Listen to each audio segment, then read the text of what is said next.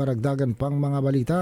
Pag-uulat mula naman sa impilan ng DWAL-FM, Radyo Totoo, CMN Batangas. CNN Live Nation. Renz Belda, magandang araw sa iyo. Magandang umaga riyan, magandang umaga Pilipinas. Isang makasaysayang tagumpay ang naitala sa Blood Olympics 2025 matapos makalikom ng 110 bag ng dugo, ang pinakamataas na bilang ng donation mula nang simula ng proyektong ito ilang taon na nakalipas.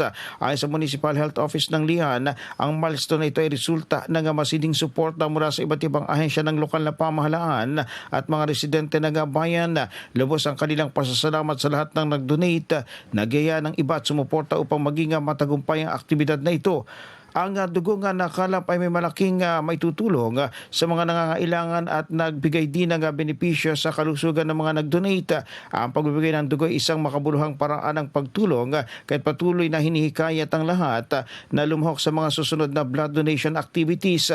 Ang tagumpay ng Blood Olympics 2025 ay patunay ng pag-usbong ng proyektong ito sa paglipas ng taon at ng diwa ng bayanihan na nanatili sa bawat isa. Mula sa Municipal Health Office at lokal na pamahalaan ng Lian, isang taus-pusong pasasalamat ang ipinapaabot sa lahat na naging katuwang sa naturang proyekto.